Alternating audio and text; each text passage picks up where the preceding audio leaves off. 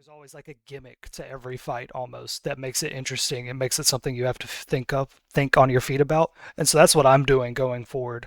These guys, they're meant to be, they're just goons for like a filler story. When we get back into part two and you're going against like the characters with names, I'm going to beef them up a lot. That's funny Characters because with names. I'm yeah. I I've had a hard time with Baldur's Gate 3. I keep getting my ass kicked. You have to be willing to like always reconfigure your whole party. I don't change Oh, them from okay. what they are in the story. Like Shadowheart will always be a cleric and stuff like that. hmm But I will like every couple of levels go to Withers and be like, I'm respecing this one from the jump, Oh, from like level one. That helps you out a lot. okay. I found 5th edition's very player combat focused, as in, like, the players are the heroes, you are heroes. It is that simple. Like, Hmm. hmm and, the heroes win because of how the characters are designed compared to NPCs or monsters. We get 8 different attacks.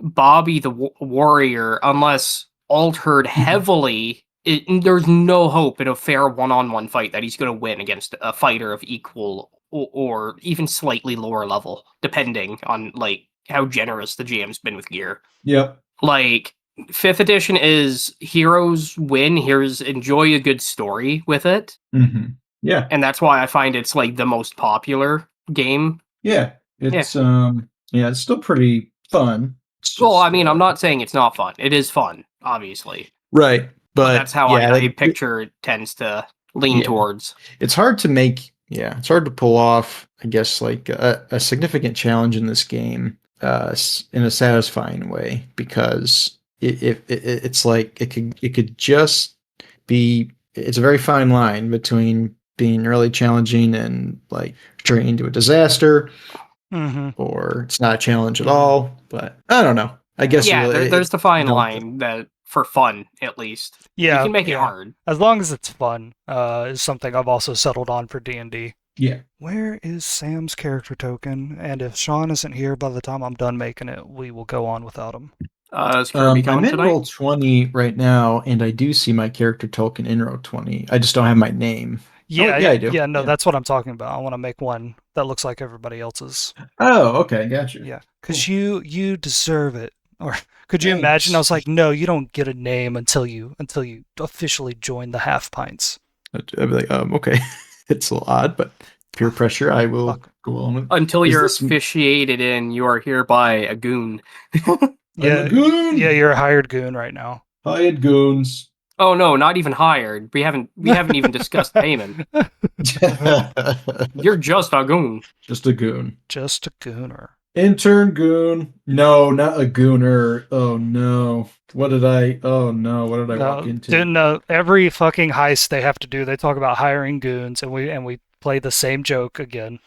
Yeah, the gooners are gonna distract people for us. Yeah, the gooners Goon are used to mean just gonna rise just a- up. I mean, I'd Oh, rather if the gooners I haven't didn't rise seen- because that would just make a mess. That's what they do. That's what they do. And once they stand up, they stand there for a while. But anything longer than 2 hours, and they should consult their local cleric. Oh, fuck me. Now Photoshop doesn't want to work. Or not Photoshop, the free Photoshop that I got. By the way, if y'all want free Photoshop, like there's a fully functional one called Affinity. Oh, okay. Now, is that like I use Krita sometimes, or I've also used GIMP, although I don't really like GIMP a whole lot. No, yeah, this is I use this is MS Paint. a fully functional Photoshop knockoff. Okay. Yeah, it's very good. Interesting. I don't know. I feel like you can do some marvelous things with MS Paint. I've done it before. I've used MS Paint for a long time. Remember that sick picture I made of Opal with the four pistols? Yep. I'll do it again. I'll make You did- Inchi with 5 10-gallon hats. You Don't did tempt that me. with a MS Paint? That's pretty impressive, Yeah. actually. Is that in the Discord somewhere? It's in the Mass Effect chat. Okay, cool. I'll have to look at that. It's very crappily made. Not my finest work. MS Paint is like where I would make my shitball D&D artwork, where it was just like for gags. Yeah, It was always fun. y'all don't know about Sam's shitball artwork. This is some of the That's what I grossest, should try some more of that. nastiest Get back stuff into ever. it. Yeah, Just extremely vulgar, extremely crude, like Adult Swim if Adult Swim was brave. That's what Sam's art is. Brave. Yeah. It was funny because a lot of it was just making fun of you. Like half of those pictures. Yeah, half of those pictures were like me and Cooper fucking Yeah, each other. yeah. Jeez. Oh, dang it. Uh, Sorry. Okay, let's see. I'm still doing Fallout while we wait. Okay, Sean's not here yet, so I guess we will just. Do we know if Curb's coming or? Kirby is not. No? Okay. He is hanging with his bro. Oh, he's at Savage's. That's his bro? Yeah. Oh yeah, I remember That's- that now. I mean, he has like 4 other brothers too. Does he? Yeah, I wasn't aware of this. I wasn't informed. 3. I mean, yeah, because he was. Well, actually, Savage brought it up. So All right, Sam, you have a token that looks just like everybody else's. Hey, nice. All right. You should be able to control it. Well, I was going to ask actually. I was just saving my game. Before we start, I was going to jump out for a smoke. I thought we were going to wait like 2 more minutes for Sean. Okay, yeah, go ahead, man. Sorry. It's Give me all like good. 2 seconds. Let me make myself a drink then. Now, if I stay very quiet, they'll never know I came back. You actually did scare me. Sorry. I really didn't give a fuck, but that's okay. By the way, I met my brothers, so Okay, cool. You mean Tim? yes, Nice. Tell Tim I said hi. I will when he comes back from New Orleans. Oh. Nolans. Yeah, I enjoyed New Orleans. yeah. I think he'll return late tomorrow night. He's been gone for the week because I have to watch his dogs here. So Nice. All right, crew. So last time y'all met up with where or y'all are in the middle of adventure we're calling The Tiger's Eye Sees All. Someone is framing Private Detective Vincent Trench for murder most foul. They are trying to frame him for murdering different members of the Masked Lords, the 100 secret Republic representatives that vote on laws in Waterdeep. It's very difficult to find out the identity of these people, so that someone was able to target them and assassinate them implies that it is someone high up in the government of Waterdeep. Y'all were at a fancy gala when a duke was assassinated, a duke who was investigating these murders, a duke who had connections to Vincent Trench. When the duke was assassinated, the person who killed them was using a disguise self-spell to look exactly like Vincent Trench. They fled the scene and Thorgan chased them. The rest of the crew stayed behind to examine the crime scene. While they were examining it, the open lord-elect, Lord Growlhound, wanted really badly to close the case and pin it on Vincent Trench, and the Artificer was forced to comply with his orders. The Artificer and Vincent Trench have tasked you guys with finding out who is actually behind this assassination plot. Vincent fled to the Docks Ward, where he met an old contact of his, EB, the Deep Gnome Rogue, and asked him for a hiding place. EB took Vincent back to his home, a ship called the Velvet Barnacle that he lives in. Y'all met up with Vincent there, and he told you that there were 3 things that needed to be investigated. One was... he wrote it down on the side of the ship. One was a murder at the Temple of Ogma a few days ago, a murder that Vincent was also framed for. That was Path A. Path C was to visit an old spy called Cosmo. Cosmo is an old spy for Waterdeep who has fought the Assassin's Guild before and knows how to stop this particularly annoying ability the Assassins have to disappear into the mist whenever they take damage. And then Path B was the tailor shop. A bunch of the clues that y'all have found all lead back to this old tailor shop called the Skull and Bones Tailors. The Duke had a receipt from these saying that you could ask for the midnight fit and you would get something very special. You found a bunch of old receipts and transactions that led you back to this shop, this tailor shop called the Skull and Bones. So Vincent is scoping out the Skull and Bones tailor. Kirby and Blinken, Huel and Blinken and Elzerna were going to visit the old spy, and EB, Inchi, and Thorgren went to the Temple of Ogma. At the Temple of Ogma, they found a crime scene where someone named High Reader Elvin was killed in a mysterious way. This person was an outside contractor who was doing an audit of the Open Lords Transition Office, and that's where y'all found some clues that led you to the Skull and Bones tailor shop. All right. Yeah, that clue you found, it was a silver button, and on the back of the button there was the logo for the Skull and Bones tailor shop. As y'all were Right. leaving the Temple of Agma, there was a complication. A special assassin called the Conductor landed in the villa, in the courtyard of the temple, and began poking his sword into some of the metal columns they had there at the Temple of Agma. From the tips of his sword, there came sparks and bits of lightning that flew around the room, and he sent all those lightning strikes to a fountain in the center of the room, and that damaged some of you. So that is where we left off last time. I couldn't think of a pun last week on the spot, but he should have said, "It's shocking how slow you are." Nice. Nice. It took me 7 days to come up with that, boys. That's why I'm the fucking DM. Hell yeah. Shocking. Shocking ton of a bitch. He's going Yeah. the token is a woman, but it's going to sound like fucking Roger Moore. No, Indiana Jones is dead. I'm blanking on his name too. Old bastard. Old Sean bastard. Connery. Yeah. Old bastard. Or- Almost I said just watched a Christopher movie Lee. with. Hey, you know. Shocking. I watched a movie with Sean Connery last night. It was The Name of the Rose, and it was weird. I've heard that that's a weird but good movie. Yeah. I'm not sure if I completely liked it. I definitely liked stuff about it. And there's some slight D&D elements in that movie, which is interesting. I had Like, that book at one point. Oh, cool. I was trying to Nope, be never read the book. smart and cultured, so I bought some Michael Foucault books hell that I yeah. never read. Pinky out, bro. Oh yeah, hell yeah! All right, let me reload Roll20 because it's flipping out on me. Oh no, it's the browser that's flipping out. What you talking about? While I was here downstairs watching the dogs, I've already watched that show Fringe. So I'm just like binge watching it. Oh, I love Fringe. Downstairs. It's such a fun show. So good. I was recently recommended that show. It's Yeah. if it's J.J. Abrams' version of X-Files. That's what it is. Yeah, that sounds cool. It's pretty cool. It's so funny. A very lot good. of things are funny. It's really good. They got the guy on there. Who's the old guy? What's that actor's name? Oh, John Noble. John Noble. John Noble in Yeah. every episode. He's so good. He's so Like fucking good. every 2 episodes, he just mentions about being on LSD. It's so funny. Oh yeah, he's great. He's like, yes, I made this weapon one time when me and my friend were on I was LSD. tripping balls. LSD. Yeah, We were recreating Nazi experiments on sheep. yeah, it's so fun. And Noble's pretty good.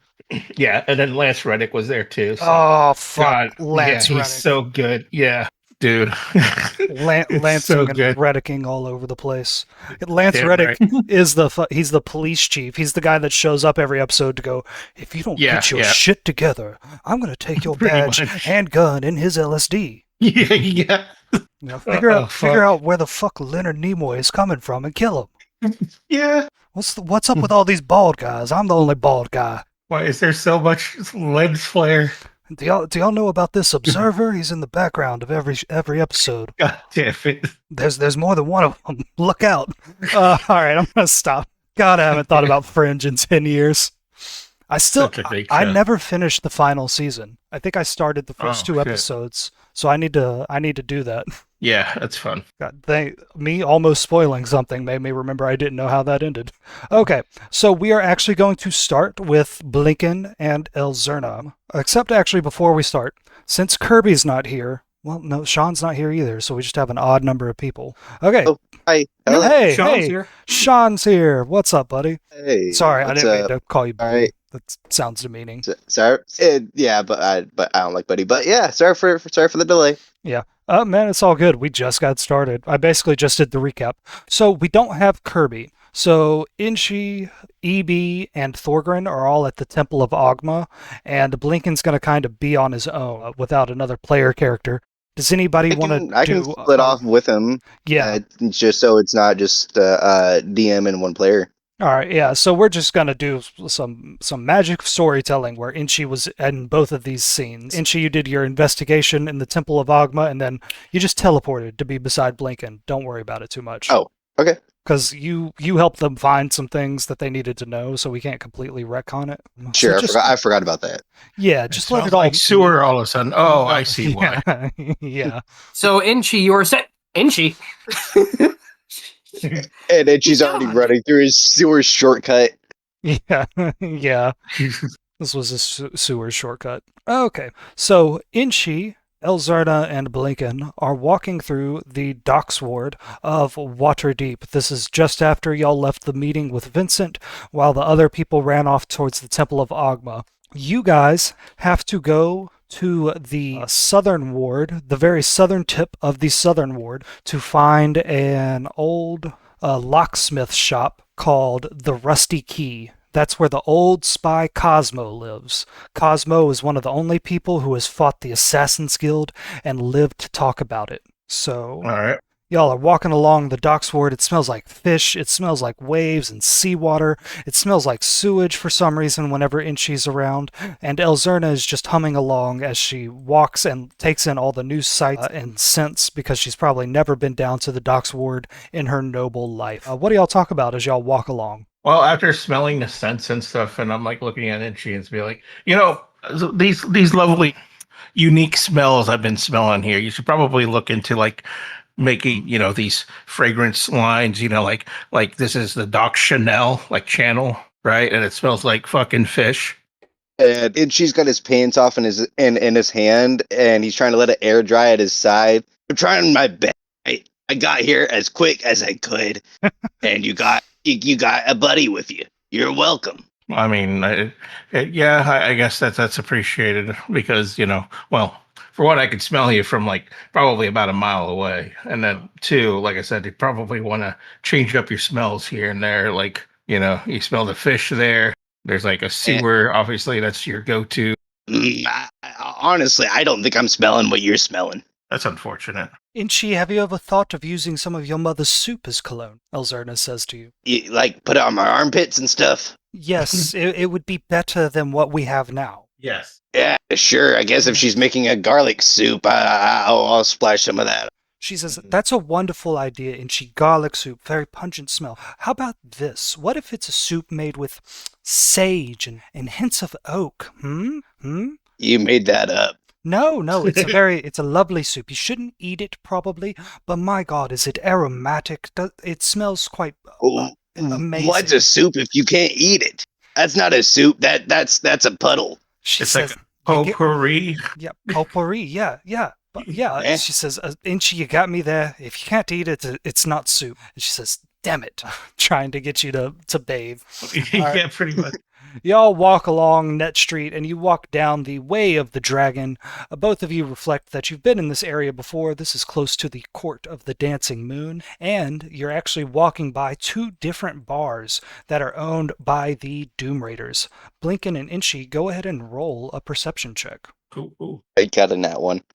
Of course she did. Off to a good start. Just 22 for a percent. Hey, there we go. Damn. Oops, hold up, let me fix something on my end. Yeah, I didn't bring my goddamn Bluetooth dongle, so I said screw it. I'll just roll here. God damn it. Yeah, whatever. I need to turn on dark bam. That's my license plate. It's what I usually roll on. Your license. It's a nice flat surface. Inchi, is that you? Oh, he got it from the sewer. All right. Oh, there it is. Blinken, you got a 22. You notice that these two bars that are owned by the Doom Raiders, I forget their names, but I have them somewhere, they are still fully functional and open, and they are two kind of lower class bars, cheap mead, cheap liquor. This is by one of the main gates that lead into Waterdeep, so there's a lot of tourists, a lot of foot traffic. If anybody wants to go anywhere in the city, they have to walk by these bars if they're entering from the south gate. Very odd that these folks are able to run their business even though they are supposedly in jail. But that's a problem for a different. You keep walking along, and eventually you get to the southernmost part of the southern, and you see the sign for a locksmith shop called the Rusty Nail. The Rusty Nail is kind of like an open barn. There's a place where there would be glass for windows that look inside to the locksmith shop, but those either never existed or they were blown out a long time ago, because sitting behind one of these walls with a big hole in it where a window should be is just an old man fiddling with a little safe that an old woman has brought to him. The old woman is looking at this old man anxiously. She's butting her hands together. She seems very nervous, and the old man is listening at this old safe that he's just got a little pin inside, and he's trying to jiggle the lock, and he listens carefully, and then he manages to pop open the safe, and he brings out a bunch of jewel necklaces and some pearls, and he hands it over to the woman, and she says, "Oh, thank you, Cosmo. Thank you so much. I don't know what I would have done. That key probably got buried with Errol 20 years ago. Oh, thank you, boy." And he says, "It's no problem, ma'am. Just make sure that you always keep an eye on your valuables. Anything could happen." She says, "Oh, thank you, Cosmo." And she begins walking off. And you guys are free to do whatever you want. Hello, Jason Statham. No, I'm kidding. I walk up to him and I'm like, "Hello, are you?" Well, I think I heard your name Cosmo. Is that right? Says, "My name's Cosmo, and one of my first rules is you never deviate from the plan." Right. So, and then I just, I look at Elzerna and the other, and then I'll go back to Cosmo. And be And she's like, putting his pants back on. and then he definitely have a loud sigh when I see the pants coming back on. And I look back at Cosmo and says, "Right. Do you know a fellow? His name is Vincent Trench." When you say Vincent Trench, Cosmo, I've called him a man, but he is in my description. Okay, yeah, he's an older human man with these big Okay. bushy eyebrows. And he looks up at you and he says, "Vincent Trench. Now that's a name I haven't heard in quite an age. Excuse me. What is old Tiger Eyes up to these days?" Well, he's been a bit of a pickle, so to speak. I've been helping him out a little bit because I don't know what's going on. I guess he has some type of grudge with the old Assassin's Guild, because it seems like when I'm helping him out with the assassins, they just tend to disappear and reappear real quickly, and then Blake, and he obviously quickly with a- grabs you by like the gruff of your like shirt and he pulls you inside of his shop. Whoa! Inchi, what are you doing? Is the door closed? No, like, no, he's just There's no dragging. door. He's dragging Blinken in. There is no door. There's no windows. Yeah, it's like a big ass open window or whatever. Okay, well, Itchy's just now tugging his waistband back into place, and he's hopping after him like, "Hey, hey, hey!" And Itchy then hops into the store after him. "Get back here!" Elzerna says, "You boys have fun. I'm going to go to that restaurant above his shop." And you can certainly see above his shop, there's like 3 or 4 more stories. There's a restaurant, and there appears to be some old tenement buildings on top. All right. As you two are rustled into the Rusty Key, it is a windowless locksmith shop. The shop is a claustrophobic maze of iron safes and hanging keys of different sizes and shapes. There's also some old clocks in here. It appears he does some clockwork as well. And Cosmo himself is a wiry, cynical man who retired from the Lord's intelligence network, and he just has a look in his eyes like he's constantly paranoid. Blinken, even as he's pulling you along and shoving you between different rows in his shop, he is looking around, his eyes never staying still, his neck always on a swivel. Inchi, you struggle to keep up with him because despite his age, he is old, he is nimble and spry. He pulls Blinken along and pushes him, always keeping a firm grip around the gruff of his neck. Itchy's pulling a dagger out. "Get back here!" Inchi, roll a perception check on this man. You kind of remind me of that one show I saw, Chuck, where that dad is all paranoid. I think his name was Scott Bartowski, something like that. Oh, yeah. Chuck's such a good show, too, man. Man, you're That on is like a good the show. fucking 2000s TV show, kid. Yeah. I said perception, that's a 19. I did. You notice that this man has a scar in a straight line across his throat, like right where his Adam's apple is. Hello. Hey, Hi. Oh, it sounded like you cut out. No, he's still here. I think Discord sometimes is weird. yeah, it's Oh, yeah. sometimes very weird. Forgive my interruption. It's fine. "I'll cut your throat again, damn it!"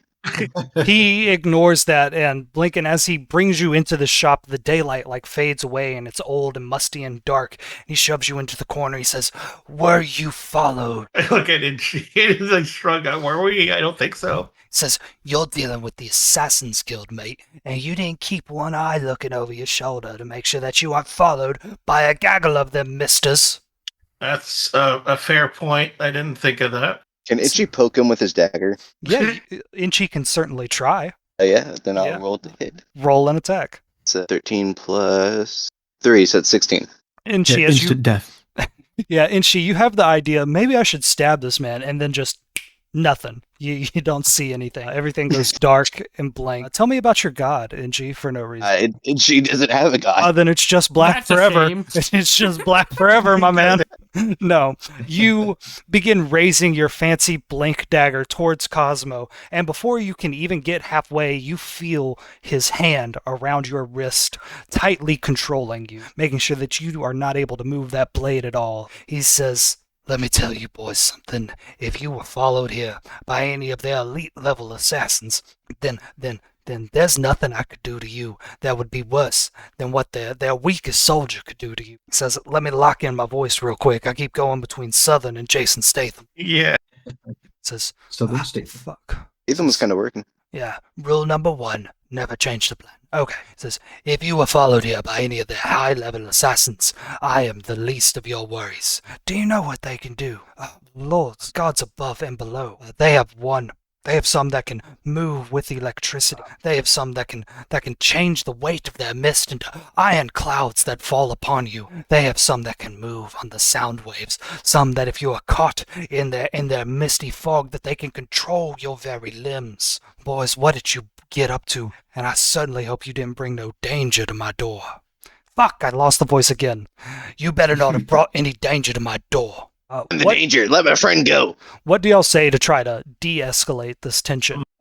I think Itchy's still trying to jab at him with the dagger, even though it's just not budging. Your hand is like not moving at all. His hand around your wrist might as well be an immovable rod. I'll say something like, listen, I'm just, yeah, I made a mistake for not watching our backs or anything, but look, we need the help. Clearly you're probably an expert on these guys. Every time we try to fight, we get this disadvantage. So I don't know. We just need some help. He says, I'm no survivor, mate. I'm no... Fuck. He says, what did you say, Blinken? My bad. I was just saying something like, basically saying we just need help because we don't know what the assassins are capable of because they keep disappearing, reappearing. He says, you think I know how to fight these guys? You think I'm some kind of hero? No, I'm a survivor. The only survivor. And Blinken, you look dead into his eyes, and his eyes are just dead. He looks scared. He looks like he would kill 1,000 people, face all the lords of hell rather than fight the Assassin's Guild again. We go over to the Temple of Agma, where Thorgrim and EB are facing off against one of those assassins right now. And Inchi, And Inchi. Inchi's gone now. Okay, so this is the Temple of Agma. Agma is a god of knowledge and invention. The people that worship him are technicians, engineers, maths. The artificer herself even is a worshiper of Agma. Inside the Temple of Agma, there are all kinds of metal sculpture in his honor, in metal statues of these great engineers of days gone by. And in this courtyard, there are 12 iron pillars that reach up to the ceiling, and in the middle of the courtyard is this wonderful fountain with a prophet of Agma in the middle of it, eternally giving water to this fountain, representing how invention and technology can give water to a whole city. On the south side of this room stands an assassin, the conductor. A woman wearing white robes that have these weird strings, these shiny strings coming in and out of it all over. She holds a sword by her side that comes to a long, thin point. Whenever she moves, whenever she makes noise, these little sparks appear all over her and travel down her arm and into the point of her sword. She just got finished stabbing one of these iron pillars with her lightning sword, causing the lightning to jump from this pillar right here all the way to the statue of the prophet of Agma. That lightning bolt spread out amongst all the water and even jumped towards Thorgrim and EB. EB was able to leap out of the way, but Thorgrim was hit for a substantial amount of damage, and the assassin said, "Shocking, isn't it?" Everybody roll initiative. All right. Initiative. I'm going to roll for the conductor. I got a 23 total. Conductor got an 8. 15. Hey, Sam with the natty 20. Yeah. That is a 23 total, though, because I did not add my modifier to that roll. That's fine. It takes a second to learn roll 20. Okay. I got the advanced roller up again, which is what I was looking for. Oh, yeah, the turn order. Oh, nice. Mm-hmm. You can right-click your token and hit Add Turn once you've rolled your initiative, and just type in your initiative, and it'll sort itself out eventually. Well, I'll go in there If you, and manually do it. That's how it Yeah. sorts itself out. Okay. I think I got it. Yep. EB23 with his own custom token. Same with Thorgrin, the conductor. Just gets a generic fucking assassin's token. EB, your lightning fast reflexes allowed you to jump out of the way of this arcing lightning. On the south end of the room, there is a cackling assassin making electricity jokes, and by your side is your new dwarven friend Thorgrin with a long red beard and blue tattoos all over his muscular skin. What do you do? I leap into action. How hurt does Thorgrim look, in my opinion? Thorgrin, how hurt were you? on a scale of 85, I look like I'm about a 72. Okay. 72 damage or 72 good? I look like I'm good. All right. He's Thought so. fine. He's fine. Now, I'm a Little quick little scratches. fellow, I believe, and I'm going to dash towards the assassin, which is a bonus action for me, being a roguey Let me person. measure this real quick and see if that works. Because this does not have grid lines. Is this map AI generated? No, it's not, but it was low res, so I ran it through an AI upscale. So that, Upscale, okay. yeah, that fucks with some of the line work a little bit. Yeah. All right, this map is to scale. Each of these tiles on the floor is about 5 feet from the center of the tile to the center of the tile. So Sam, if you go over to the side underneath the T, there's a measure tool, and that has a couple of different varieties of measuring tool. If you left click and drag, it'll tell you the amount of feet, and then if you right click, you can also like go around corners and such. Okay. So I would. Oh, wait a minute. So I have 35. So it means I can do 70 feet on my turn. Mm-hmm. And Sam, you don't have to like duck and weave. If you want, you can just do it straight and say that you like run along the railing. Well, I'm actually going to avoid the lip of the pool Fair enough. and the metal accoutrement. Okay. Oh, jeez. Did you see that? Gonna go. I see where it is. You are also free to drag your own token. Oh yeah. So I get about right there. Yeah. What hand tool, right? No, the arrow tool. Select. Yes. Okay. you So You are about right here. get about right here. Oh, okay. Mhm. Gotcha. If that's where you want to be. Yeah, and I will pull out my short bow Okay. and make an attack. All right. Go ahead and make an attack against the conductor. Okay. Wish I had a pistol right about now, but I'll give that to you after we get done with this storyline. You're gonna have to work. Well, for I it a wanna little earn bit, it. though. Okay. All right. Yeah. Perfect. Hey, can I start off with so in the DM guide they're like machine guns. So I want an AK-47. Calm down, Brax. I mean- what happened. I totally missed that. What? What? I was. It would I be was hard to pleading the explain. case. Yeah. 17 for total attack. Let's see. I'm pretty sure that hits. Let me double. Yep, that hits. If you meet it, you beat it. Nice. Yes. Probably not a lot, but hey. Oh, 8 damage. And that's my turn. All right. How much damage did you do? 8. 8. The assassin has Yes. taken 8 damage so far. EB, you notice that as you like duck around this pillar to like get your shot off real quick, and it hits the assassin. The assassin seems to grow fuzzy, blurry almost, like full of energy, and then they pop. They disappear, and a bunch of static lightning fills the air where they were, and then you hear another pop right behind you, and the assassin is teleported. Roll a perception check. Okay. Do my gnome nose hair stand on end? Yeah, all the little hairs on the back of your hair stand up, on the back of your head stand up. That's how you know that they're there. Perception. Ooh, 5. 5. Yep. Ooh. That's really not good. Sam, you turn around and there is something that you hate seeing when you're in a city full of humans and elves and dragonborns and orcs like this. There is someone twice your size standing above you, holding a sword, and you're so scared you can't even get other information from it. That is your turn. Okay. Thorgren, it is now your turn. What do you do? I'm gonna move 35 feet and do a long jump. Hey, hold up. Oh, jeez. Yeah. So how's the doggy doing there, Alan? There's 3 of them. Oh. I mean, for the most part, they're good. It's just one of them, Taco. He's fairly new. They just rescued him like last year or something. His name is Okay. Taco. Well, yeah, my brother called him Taco. Yeah, Dope. yeah, he Type likes of to type chew of things. That one is I think he's definitely like a terrier mix. I want to say pit bull and terrier.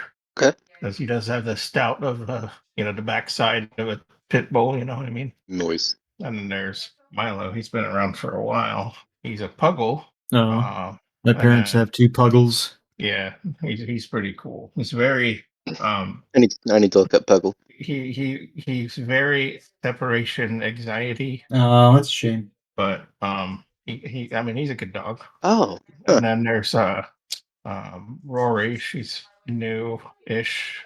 Before Taco, they wanted to get Taco for Rory because they're both about the same age. So they're about like 2-3 years old.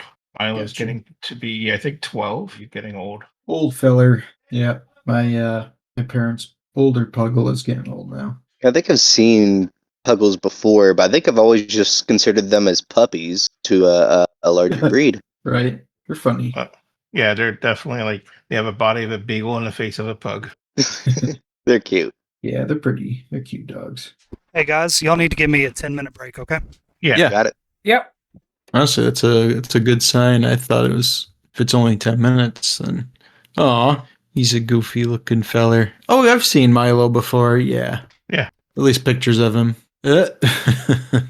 Dogs are wrestling. I'm back. Welcome nice. back. So Holy shit. Okay. so what happened? The shower broke and the water was going. So the handles, the knobs for the hot and cold got ripped off a long time ago. This is like a trailer. The landlord's a slumlord. Big hole in the wall where the water was coming out at max pressure, at max heat. And the way she was like yelling, I thought it was a big bug or something. And then I get in there and there's just Yeah. So I tried to shove Just the what? knob back in. I thought it was like a pressure thing, and it wasn't doing anything. And so we were freaking out for like 10 minutes. Gotcha. And we lowered the water pressure by turning on everything else, and then I was able to screw that knob back in. Okay. Man, I'm glad everything's all right. Jeez. Yeah. Me too. I somehow ended up in the Mass Effect chat. Let me change my fucking shirt, and then we'll get back to the fight. I'm so sorry. Yeah. No, Oh, you you're good, shall man. DM Soggy now. Get in that chair. Yeah. 5 minutes, boys. Yeah. 2 minutes. All right. 12 minutes. Yeah. DM with your saggy shirt, trailer boy. Yeah. It was great. That was like adrenaline. I got a bath. I'm happy with it. Okay. Easy. All right, boys. Who's ready to fuck up some assassins? Yeah. Yeah, Yeah, see? Yeah. Yeah. All right. Before the flood, it was your turn. All right. Your So new friend EB just attacked the assassin, and the assassin did the mist thing that all these assassins can do. When they take damage, they're able to teleport. But this one, he did it in a shower of sparks. What do you do? I would like to run 30 feet and then long jump 18. Okay, you do that. I am now in melee. I would like to rage in Okay, melee. fantastic. This is That's okay because I follow it up with a 24. the follow-up hits. The follow-up hits for 21. I have 29 AC. No, I have 17. Taking 13 damage. Sorry, I was in Mass Effect world for a second.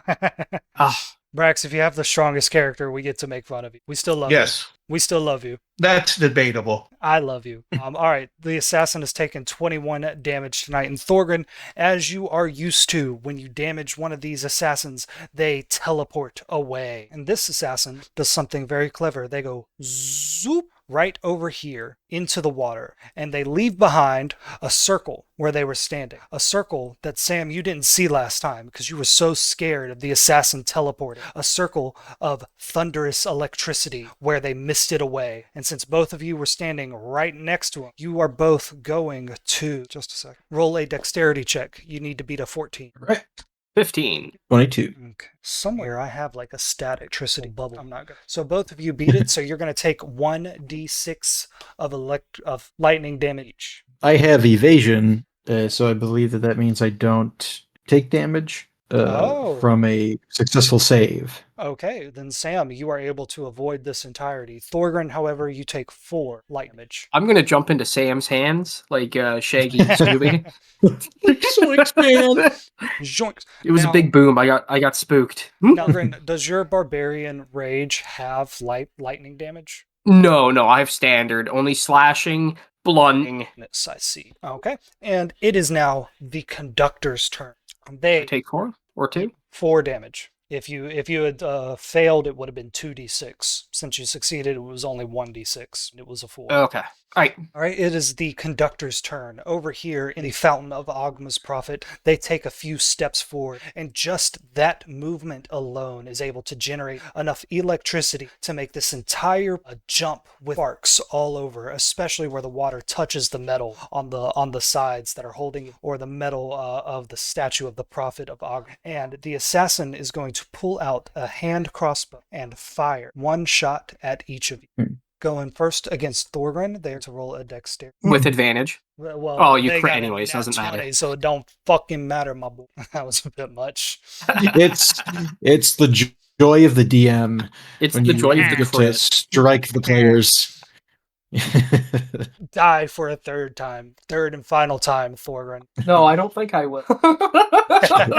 This is going to do 2d6 worth of damage. And Thorgren, roll a dexterity check of 14, and you meet it, you beat it. So all that happened was you took 6 damage. Sam, the assassin, fires their hand crossbow. Is it just straight piercing? Shoot, one of those would have been damage. So 2 piercing, 4 light damage. Okie dokie. Sorry. Go ahead. Sam, they got a 15 for attack. It's my armor class, so they hit. They hit. They're going to do 2d6 damage worth to you. Goo. So Sam, you took 3 piercing damage and 6 lightning damage. Okay. And Sam, I need you to roll a dexterity check. Okay. Do you need my total hit points and all that? No, I trust you. Look after. Okay. I might ask you how you're doing, but no, I don't think I know anybody's full Is this a dexterity save or a dexterity check? dexterity save. Okay. 17. You also beat that, so all that happens is you take damage. Okay.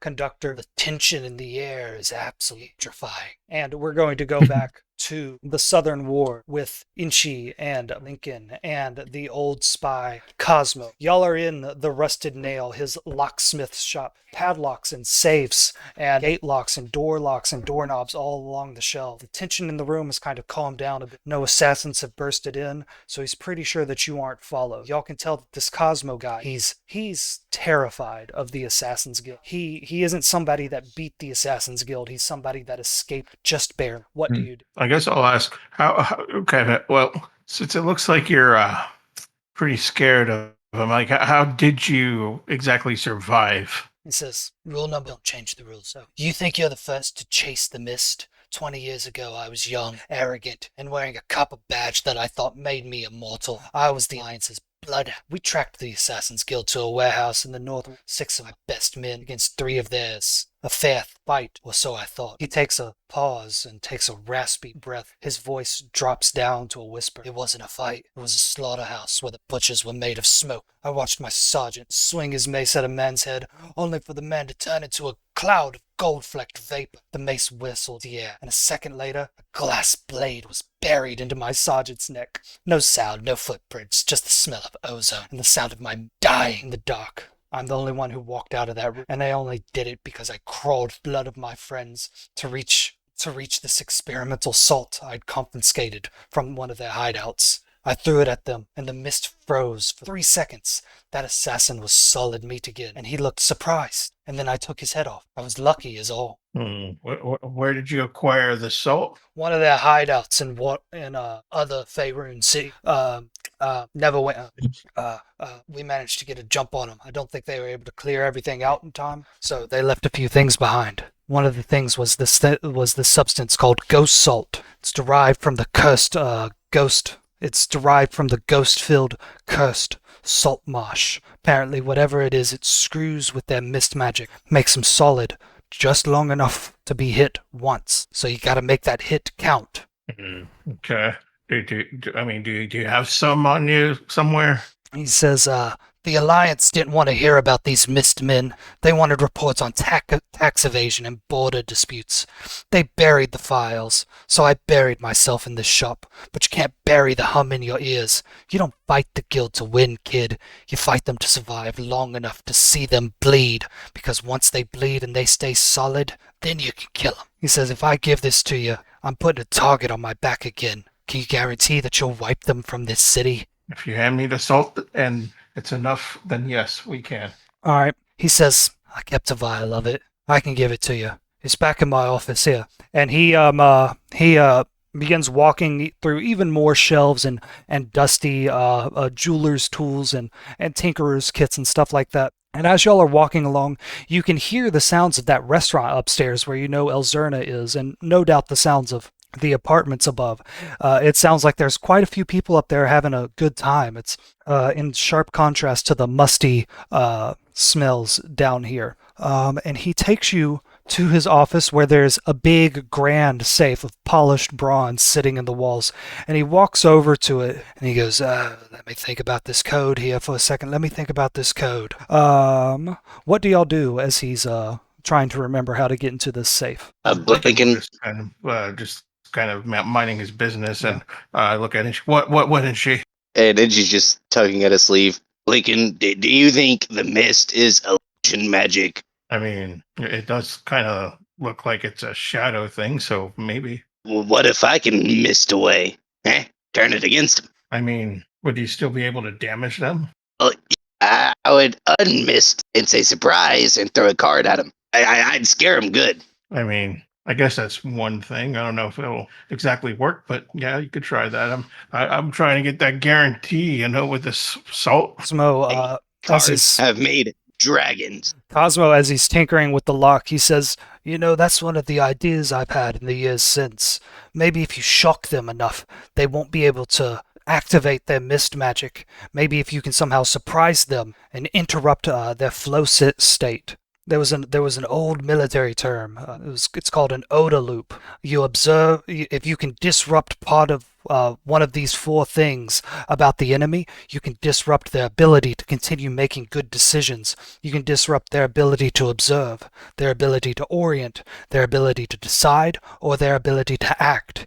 If you screw up any one of those, it makes making the next decision even harder.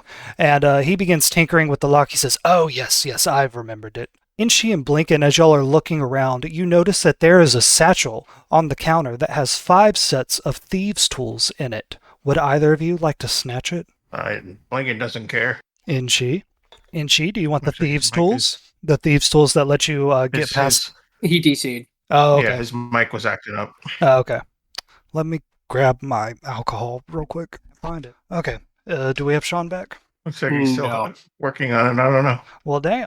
Just having all kinds of problems tonight. We will go back to the fight in the Temple of Ogma while we wait. Temple of Agma. Ogma. While y'all are here in the Temple of Ogma, right after the assassin just took 2 quick pew-pew shots at each of you, these priests in the Temple of Ogma run screaming out of the room, going, "Oh no! Oh no!" EB, it is your turn. What do you do? I will poke my head. Oh, wait a second. Is this area, does the circle in front of me look threatening? Was that a thunder clap or is that lightning? Lightning. It was lightning. Does it look like electric and high voltagey right now? Let's see.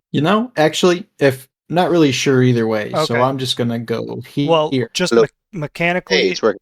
Okay. Yes. All right. We'll do one round of this and then go back to them. Sam, the way this works is it appeared when he misted, it did damage to you, and then it disappeared. So that's how that works. Okay, gotcha. All right. I'll sidestep this way, and I'll Okay. aim at the assassin and shoot with my bow. I'm Okay. within range, so 17. That hits. All right. 4 damage. 4 damage. You only got 1 attack? Yes. Now, I guess I should ask this up front, but Mhm. the assassin is not disadvantaged in any way, are they? No. Okay, thought No. so. And they can see you. If that were the case, right. Okay. I will do this That's my turn. straight up like Baldur's Gate 3 rules. Like, if you have a height advantage, that's a sneak attack. If they don't see you, that's a sneak attack. Yeah. Yeah, because that way makes it fun. But, Sam, whenever you damage these assassins, they missed. So the assassin turns Right. into mist and actually doesn't run away from you, but gets right up in your face. I go, bah! Then I go, but then there's a slight smile. Nice. I try to hide a slight smile. Nice. Thorgrin, it's your turn. What's up? What's up? That's a great question. Oh, 1 second. I came.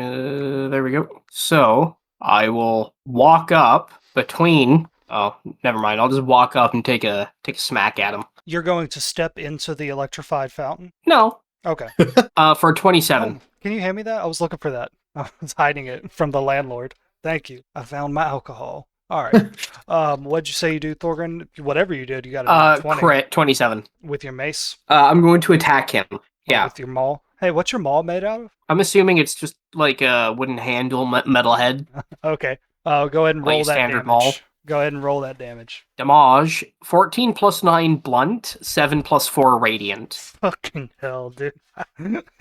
Yeah. So that's 21 blunt plus 11 radiant. So that's a total of 32, right? 57. So the assassin is taking 30. 57 damage tonight. And with that, Thorgrin, that looks like it really took a chunk out of him. Now that he's this close to y'all can see that or now that she's this close to y'all, you can see that woven into her white leather cape and her leather clothes are these little strands of copper running all along her clothing. And when you hit when you hit her with the maul, some of these copper wires break and snap as send sparks into them. And you have a second attack, correct? I do. Okay. So that white mask they're wearing, what's it look like it's made out of? It looks like it's made of metal. Roll a perception check. That should not have been advantage, so 6. Hey, they got a shiny mask. Well, metal like that looks soft and fragile, and it looks like it can bend.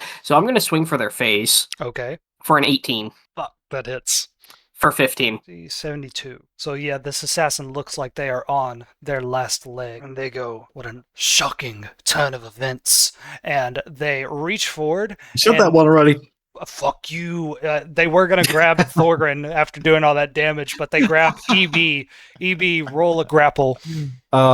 Okay, how do I do that? Is that like a strength check? Opposed strength checks. Oh, they almost got a nat 20. Instead, they have a total of 15. So you need to roll, and you need to 15. Ooh, got -1 for this. Oh my god, I got a 16. 16. They can't do that more than once. So, Sam, while they're struggling with you and while they're close to you, they are going to try to stab you with their sword as well, because they have multi-attack. But they are not able to grapple you and drag you into the fountain. Unhand me. For their attack, they got a 15. Does that hit? Yes. 2d6, 3 slashing, and 2 lightning damage. Sam, you need to roll a dexterity check. Alrighty. 8. 8. You fail that, so a course of a jolt of electricity runs through your body, and you feel your muscles tighten and stiffen. Your maximum movement is reduced by 10 feet. Hurt. Okay. All right. Going back over to the boys and the rusty nail. Cosmo is unlocking a safe that has what he calls ghost salt in it. The ghost salt will be able to halt the misting of these assassins in the Assassin's Guild. While he's distracted trying to unlock his safe, you notice that on a workbench there's a small leather satchel that has 5 sets of thieves' tools in it. Thieves' tools allow you to bypass locks. It's basically a lock-picking kit. Would you like to try and steal that? Yeah, and she would like to try to grab like 2 of them at least. All right. You can try and grab the whole satchel. I don't know. I feel like it's going to be a little hard tied to the whole satch from the whole time. And she just wants to grab 2. Fair enough. All right. Roll a sleight of hand check. You need to beat a 10. Got it. It's 11 plus 0, so 11. 11 plus 0 is 11. So, Blinken, you notice your goblin friend Inchi reach out his hand and snatch two things of thieves' tools and shove them into his pockets. The two of you are waiting for Cosmo to remember the code to unlock this safe, and you're hearing the noise from that restaurant upstairs where Elzerna and a bunch of other patrons are at, and then the 2 levels of apartments above that.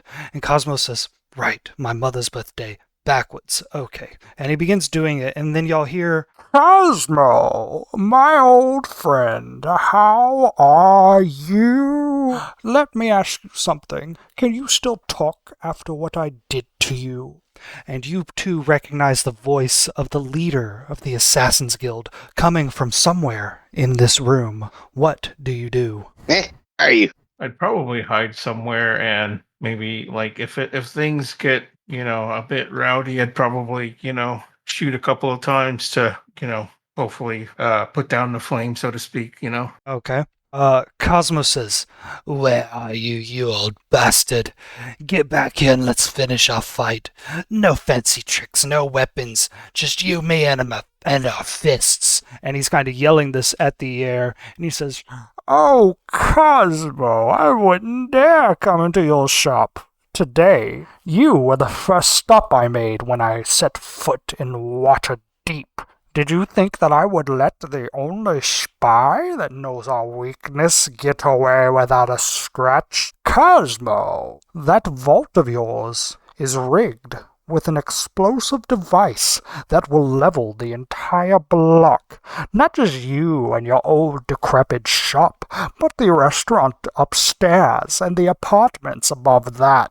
Do not give the ghost salt to anyone, Cosmo, and you don't have to worry about the bomb going off. Simply forget I existed, merely a ghost haunting your memories." What do you do? I mean, it seems like it doesn't notice, like he doesn't notice us yet. So I'm just letting the conversation go and try to figure out what's going on with the vault, Oh, explosive rig. Yeah. To be clear, you cannot see him anywhere in here. Yeah, His yeah. voice is just coming out of nowhere. Where do you say the bombs were? "The bombs are in the safe that he's trying to open. You need not worry about it. If he doesn't try to retrieve the ghost salt, then the bombs will never go off. If you want to defeat me, you have to blow yourselves up." Alright, everyone get back. I'll try to have my ghost do it. "Do you hear the sound of those tumblers, heroes? That's the sound of 100 families sleeping upstairs. One wrong move, one heavy breath, and this whole shop becomes a chimney of death. Now what's important, your little war, or their lives?" Listen here, And she Bane. I don't cast fucking care. Summon Aberration. Okay. Summon Aberration. Okay. Blinken, this has gone on for long enough. I'll let you roll a perception check while Inchi is doing some magic tricks. Okay. Oh. Oh, shoot. With a nat 20, Blinken, your ears are drawn to this cabinet that's up on a shelf in Cosmo's shop. And you open it up, and inside there is a sending stone. It's a receiving stone. So somewhere out there in Waterdeep, the Assassin's Guild boss is talking into a stone that he's holding, and that signal is being projected across the whole city into this receiving stone. And that's what you're hearing his voice from. So the Assassin's Guild boss is not in this shop, it's just his voice. And he's going, I grab this Batman. and then put it in Inshi's pocket near his butt so that if he does fart, He goes, maybe he'll hear that. "Oh, cozy." Can he smell it as well? Get away from there. It's a sending And, stone, not a smelling stone. I can I mean, it's hear the magic. sound of goblin cheeks clapping. God damn it. Where'd you put me? It sounds dummy thick. Yeah. And she is casting the I think the Yeah. slod. That's the pronunciation. The slew? The slad version of the yeah. Summon Aberration. Okay. Ooh, I like slads. They're cool. Oh, slads. Slads Okay. are terrifying. What do you want to do They're with like- this slad? Slad. If you've got that safe unlocked, I'll have my ghost open it. Cosmos says, "I can't open the safe. If I open the safe, this whole city block's gonna go up in smoke and it'll all be my fault." He says, "He's rigged Hello? the door. If I open the door, the bomb goes off." Well, you don't gotta open it. You just gotta unlock it. I'll open it. Uh, he says that'll destroy everything. How's your aberration there gonna solve our problem? Well, he'll get destroyed and not us. He did say it's a big explosion. Yeah, so we get really far back. Okay, well, I'm gonna start walking Okay. out and go towards the Just- restaurant. Just so you know, there are a variety of ways to solve this puzzle. I think I found one. Yep. Cosmo says, "No, you can't blow up my shop. This is my life's work, and all those people upstairs. There's families up there. There's old people that we can't move." What did you say earlier about your mother's birthday? He says, "My mother's birthday backwards is the code to get into the safe." Have you ever been afraid of missing your mother's birthday? Like you'd forget about it. He says, "I missed quite a few of my mother's birthdays in the war against the guild." It'd be a shame if you miss another one. And she taps his forehead and casts fear. Oh God. He needs to succeed on a wisdom saving throw. He's old and riddled with PTSD. That's probably not the most polite way to say that. So he has -1 to his wisdom rolls. What does he have to be? Oh fuck! Inchi, I think he means it. Inchi, you try to scare this man, and this man has never felt fear. All right, not for you, only for the Assassin's Guild. Wait, the guy who waged a one-man war on the Assassin's Guild doesn't feel fear? Yeah. Inchi, this man is not afraid. This man has nearly died a dozen times. He is not afraid. I mean, sometimes you can mistake bravery for stupidity. Well, that failed spell also breaks the concentration of my aberration, so the ghost disappears. Okay. Well, shit. Okay. He says, do either of you two have a way to examine the inside of the safe magically or with your senses? How is the bomb going to go off? Is it attached to the lock, to the mechanism? Is it some kind of pressure plate? Will it be tilted and spilled on its side and then blow up? Do you have any way to see inside the safe? Oh, Blinken, I can still cast Phantom Steed, and I can have the horse kick the safe open. No. What? I have detect magic? ? I can't summon another ghost, just a ghost horse. Phantom steeds, when they kick, their legs go through stuff because they're ghosts. He can kick the bomb. Yeah, I kick it directly. Blinken, when you say that you have detect magic, he kind of like snaps his fingers and points at you like, that's a good idea. It might be magically triggered to go off. So roll a detect magic check, see if you can figure out what this is. Or roll an arcana check. Detect magic. Oh, you sense the presence of magic in 30 feet of you? Okay. Blinken, you cast that, and immediately the thing that stands out to you is just, there is a lot of illusion magic coming from the restaurant upstairs. You know that in Waterdeep it's pretty common for people to change their looks with illusions, but you kind of get rid of all that noise and you focus just on the safe, and you can tell that there is something in there that is shaped like a vial, that has a charm on it, that when a certain noise is made, it will explode. So when the safe makes the sound of opening, that's the trigger for the bomb to go off. So, problem, boys. It looks like there's some sort of audio trigger. So, like I think when it opens the door, like when it makes the sound of the door opening, it will probably trigger the explosion. So, if we're gonna open this door, we need to do it quietly. From Inchi's butt, you hear, "Still struggling, still debating. Don't you know it's futile?" Inchi, go ahead and fart really hard. I don't got a fart in me, but then Inchi like taps the air with his index. So he sucks it in. The air with his index finger and just makes a little poot sound with a minor illusion. Ooh. I can hear what you're doing, but I can't smell it, so it doesn't affect me, Batman. Try again. Don't worry, I'll give him something like from sewers that he'll eat, and it just sounds disgusting. All right. So Cosmo kind of like whispers, like, "So we need to do this really quietly or completely silently somehow." Or I got what one. if instead of okay, yeah, sure. Yeah, you shut up and let me do something. I have pass without trace. Okay. So basically, it says A veil of shadows and silence radiates from you, so masking you and your companions from detection. For the duration, each character you choose within 30 feet of you has a 10 plus 10 bonus to dexterity, either stealth, and can't be tracked except by magical means. So this is more of a quiet thing, if that would work. Okay. Can you post that in the chat so I can look at the rules real quick? I like that Yeah. idea though. You know what? I think that would work. Cosmo says, okay, mate. What I'm going to do is twist the knob and get the combination dialed in. Then you're gonna step over here and you're gonna silently shimmy open the lock, okay? It shouldn't be locked because I've done the combination, but I don't want to make noise opening the safe. So I do the lock, you do the opening. Crystal clear on that? Okay. Yeah, crystal clear. Okay. He walks over to the safe and he is going to silently, as he can, input the combination. He's going to roll a stealth check, and if he rolls anything other than a 1, he's going to be okay. All right, he got a 16, so he silently enters in the combination and motions for you, Blinken, to go ahead and do it. And you hear, "Oh, Cosmo, why don't you just fall over and die?" coming from Inchy's butt. All right, I go up to it and make sure pass without a trace is on and open the door. Roll me a sleight of hand check, which is a dexterity check. You Yep. need to beat a 17 to do this quietly. Okay.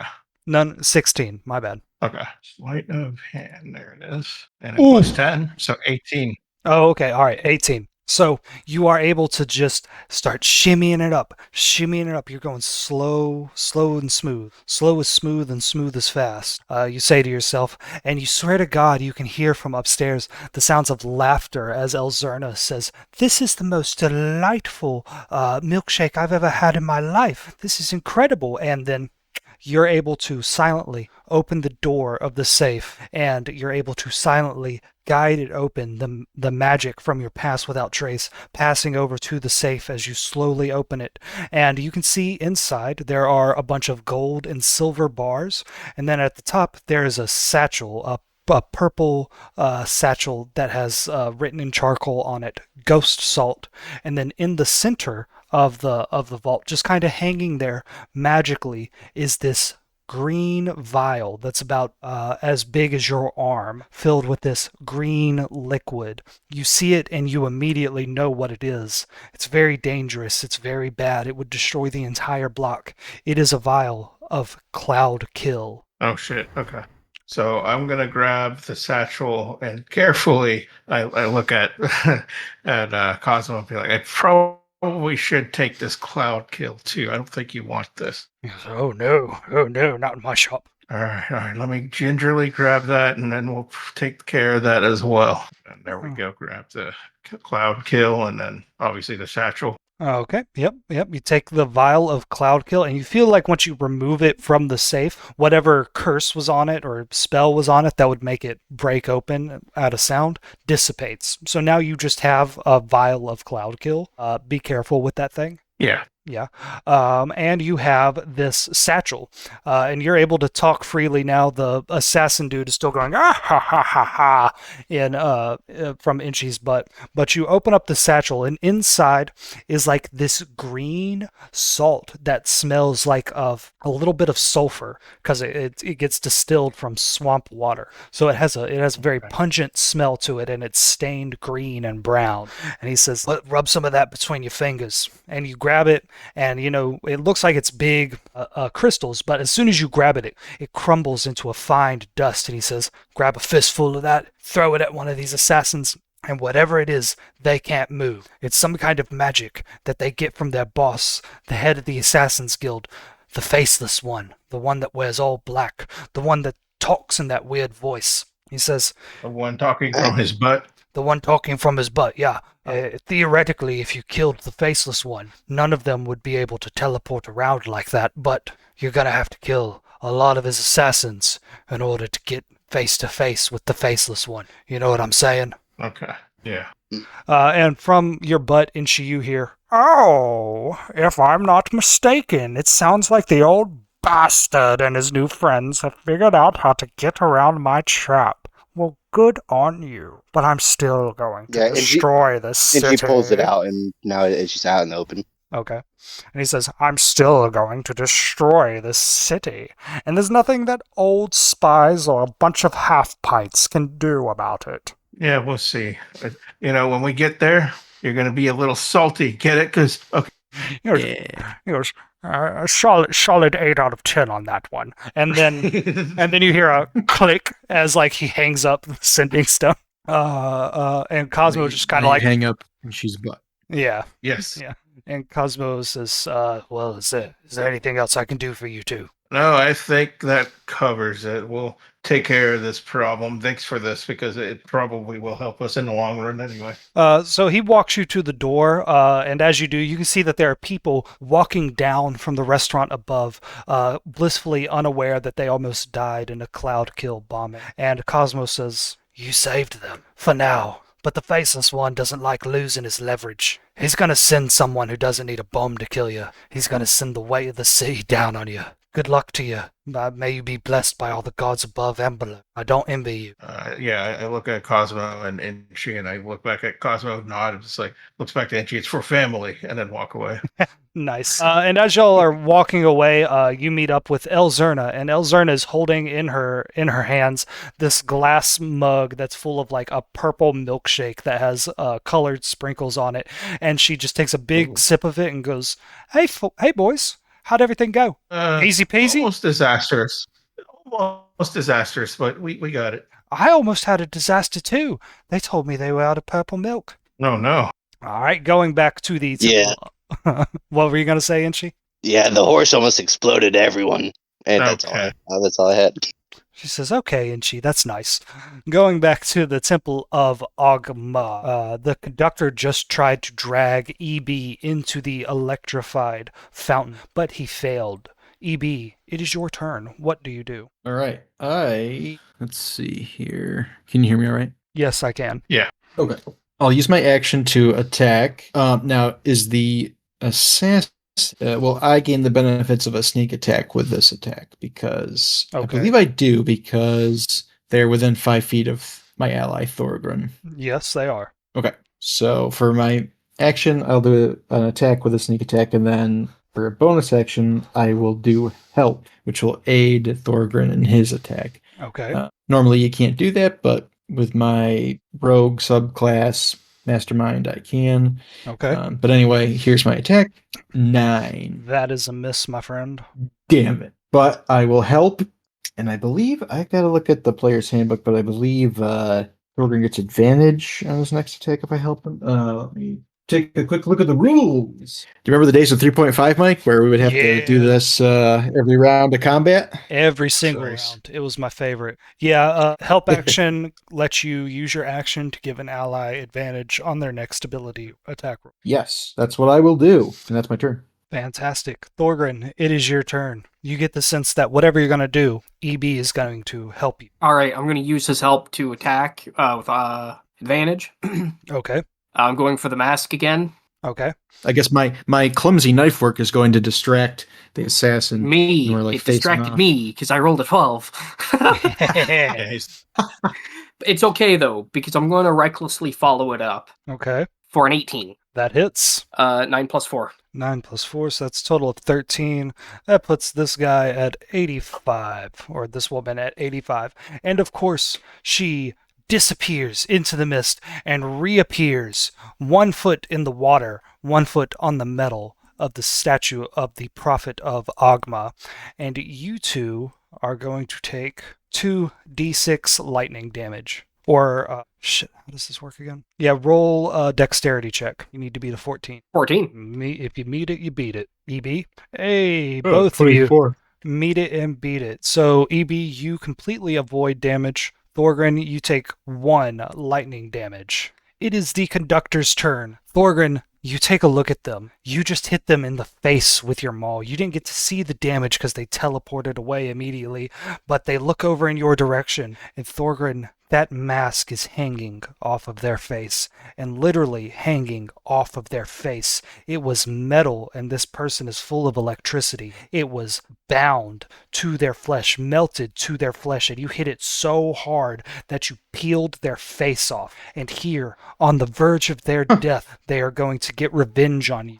They summon all of their electrical might. They hold their glass sword high in the air, and then they stab it directly into the metal statue of the Prophet of Agma, and they begin to scream. And all the copper wires that are going throughout their clothes overload. They get red hot.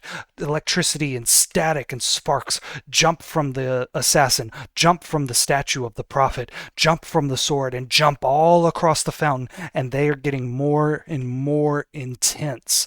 Both of you roll another dexterity check. Whoa! Saber check. Brax fail. Okay, 25. Sam I'm succeeds gonna let again. out a ear-piercing scream. Oh my god, they're ugly! Thorgren, you Am I take ugly?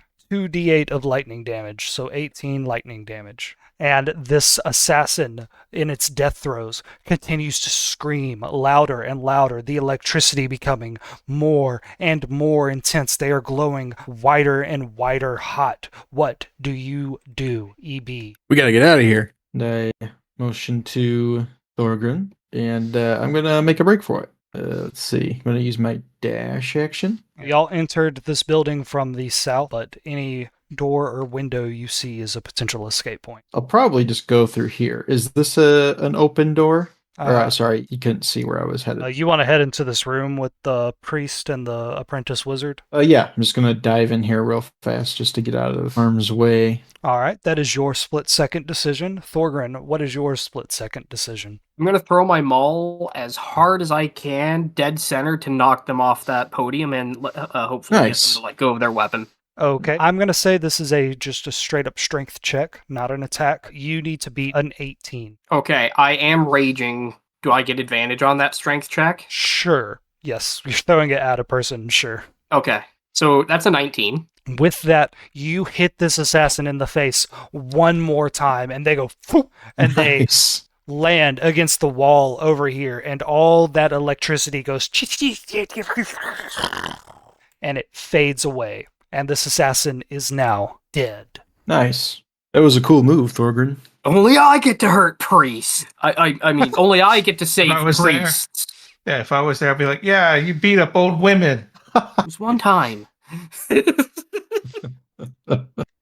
All right. Would you boys like to do anything else in the Temple of Agma? Yeah, I'm gonna go loot me a dead guy, girl. Okay. Good breather. Yeah. Yeah. EB, after everybody in this room that you're in realizes that it's kind of over, a priest of Agma walks over to a drawer and pulls out a long, thin metal pipe and stuffs some happy weed in there and lights it with a fancy little sparking device that they have. Takes a big breath of it and holds it out for you and the apprentice wizard. We'll give it the smell test. Does it seem... It smells dank. What do you think these priests are doing all day, big dog? I'll take a puff and then pass it to the kid and then leave. Okay. Thorgren, roll a perception check to loot this body. Oh, I thought you were getting me to roll perception to check for dankness. Yeah, check for dankness. That was actually the first yeah, roll see if I in the Dungeons and Daddies campaign. You said Oh, yeah. Perception. 4. With that one, this person has a bunch of burnt copper sticking out of them that may or may not I be guess I'm valuable. going to start stripping it. The copper. Yeah. Hey, what's up with you beating up women, Thorgren? So weird.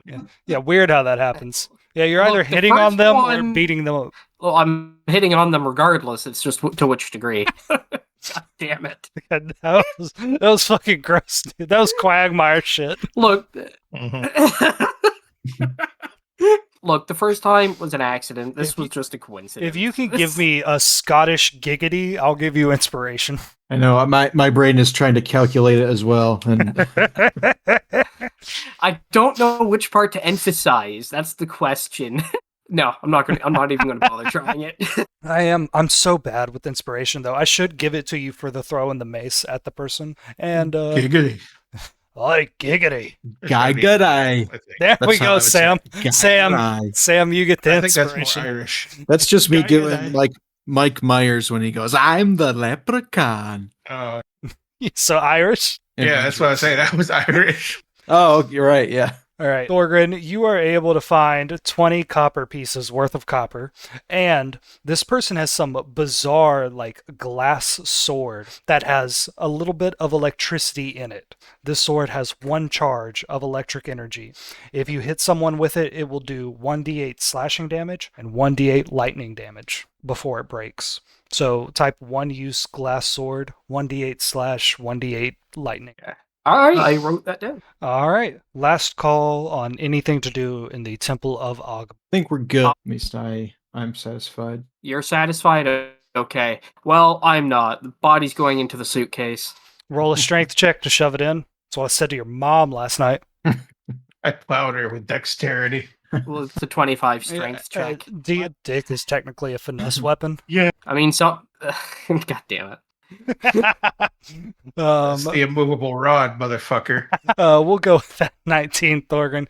You're able to pop that shoulder out of place and shove them right into the briefcase of holding. It's getting routine at this point. Yeah, you know exactly where the pressure point is. So you walk back out into the big city, and the plan was that you were going to meet up with Vincent Trent in the... where did I say it was at? In the Trades Ward, where the Skull and Bones tailor shop is. Yeah. So it's going to be on Shore Street. And somewhere around there, Vincent Trench is going to be in disguise and scoping it out. Elsewhere, in Waterdeep, y'all are catching up Elzerna on how she almost died in a cloud kill bubble while she drinks the last of her sprinkle-filled purple milkshake, and she leaves the glass on a table for a waiter to pick up, and she says, "All right, fellas, what are we going to do now? We have that ghost salt that can stop them from teleporting, and we know that if we don't take out the faceless one, then we have to take out the faceless one to take out the guild. What should we do next?" Well, we got to meet up with the people at Trench, and I guess the idea is go into the trade ward, right?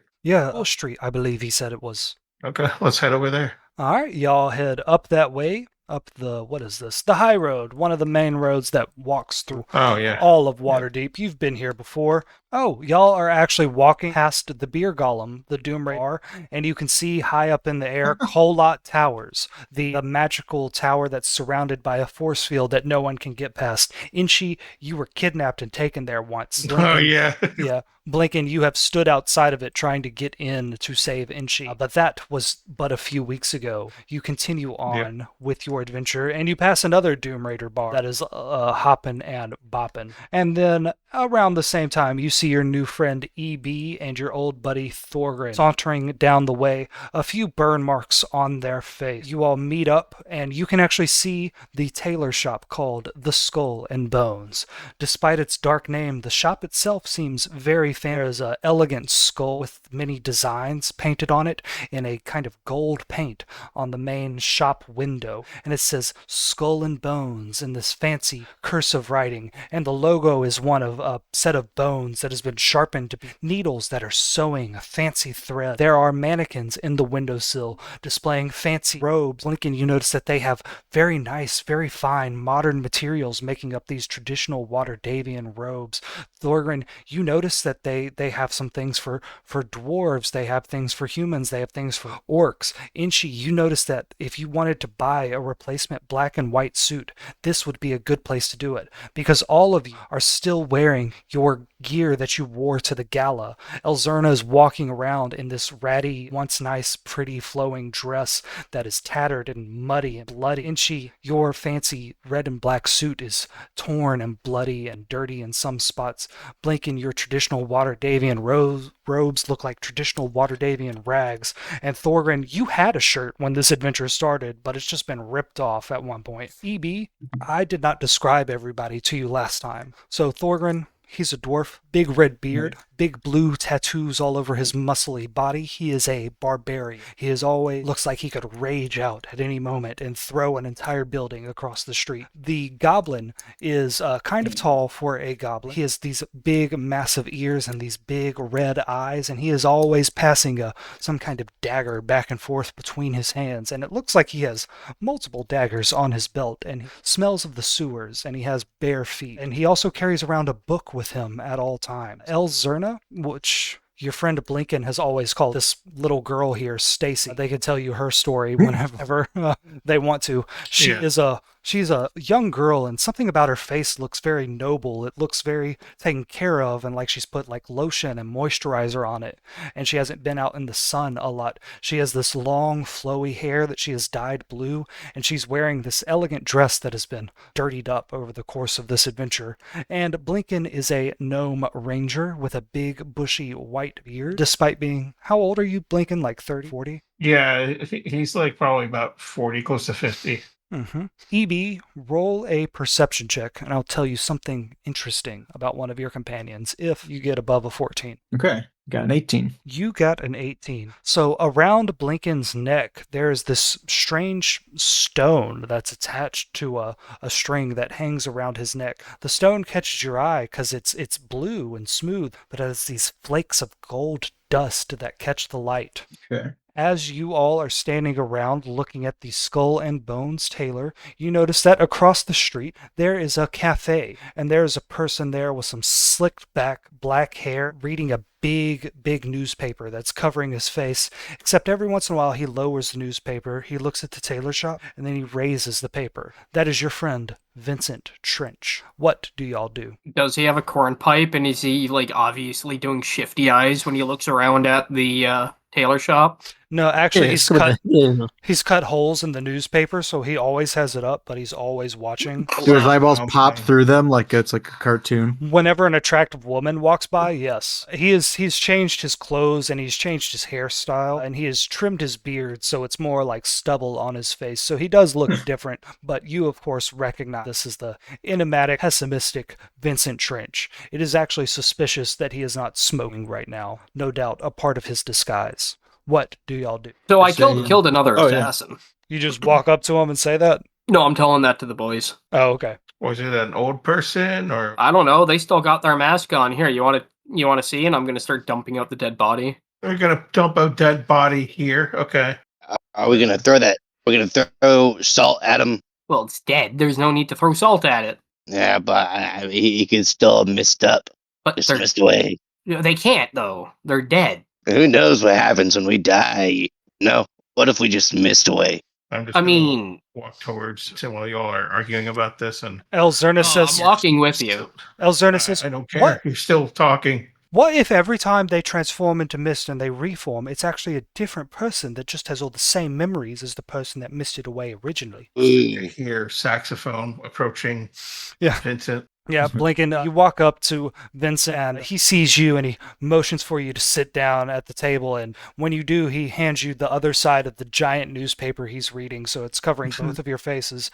And there's also a set of holes on your side of it. And he says, Oh yeah. Master Blinken, I hope things have been going well for you because I am in a right pickle myself. I've been watching this Skull and Bones tailor shop all day, and all I got to show for it is an empty skull and a bad feeling in my bones. There's nothing suspicious about this place, not one thing off about it at all. These assassins, they're professionals. Might be our undoing. This might be a thread that we can't pull, Blinken. Blinken, without some kind of advantage, I'm worried that we are all just dust in the wind here. Don't worry, we got the right tool for it. We talked to Cosmo and gave us some tool. It's a bit salty and it'll work.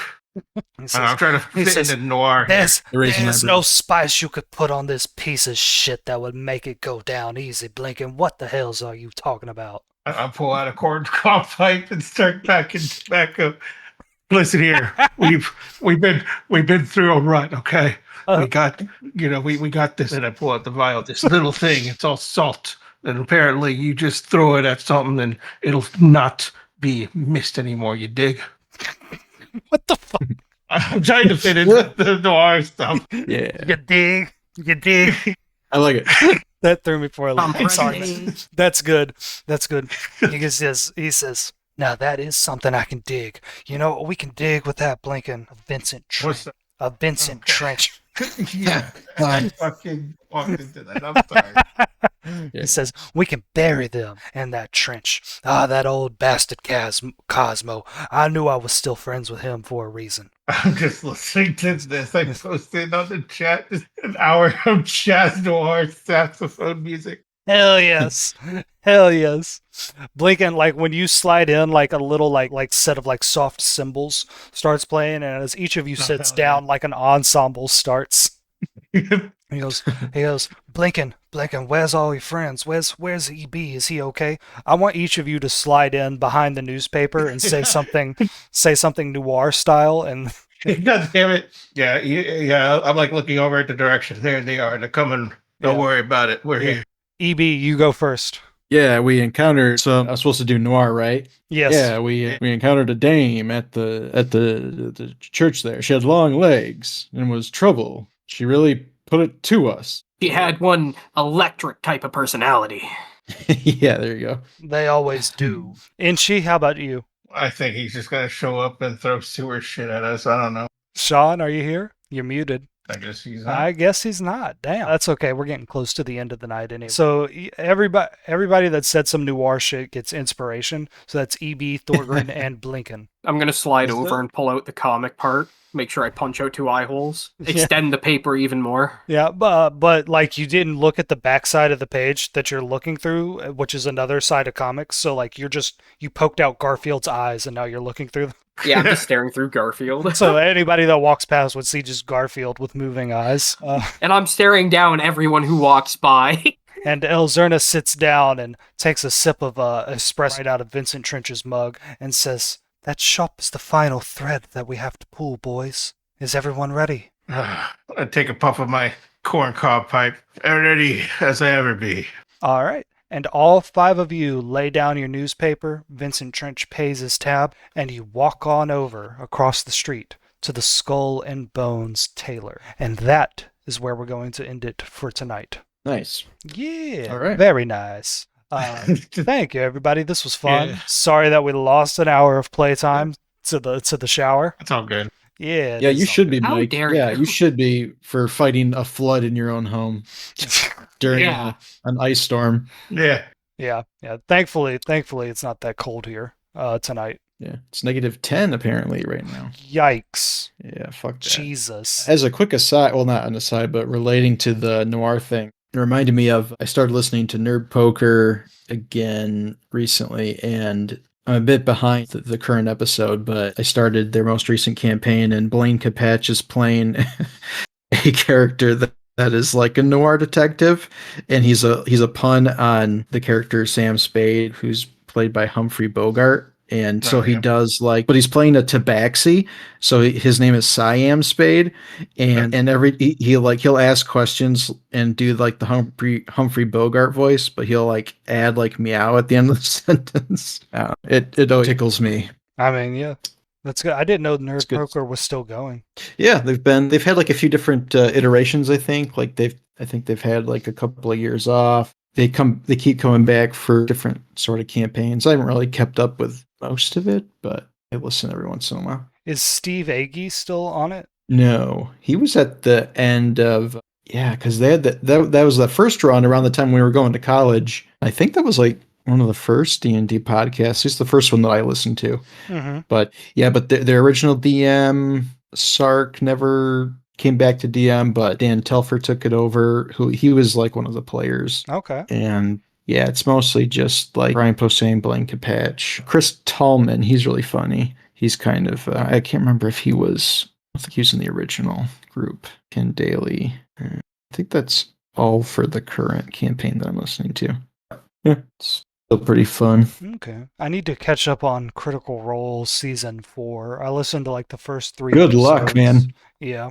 I never actually properly listened to all that because the amount of time was just so daunting. I would just pop in wherever I could and soak up what I could, and then they're bounce out. so long. It is crazy. I noticed for older campaigns they have abridged versions. I wonder if they're doing that for interesting. campaign 4. Yeah, because they do a even lot of character stuff. Yeah, a ton. I mean, it makes sense given that they're all like actors. Mm-hmm. Yeah, it's set the bar pretty high for roleplay there.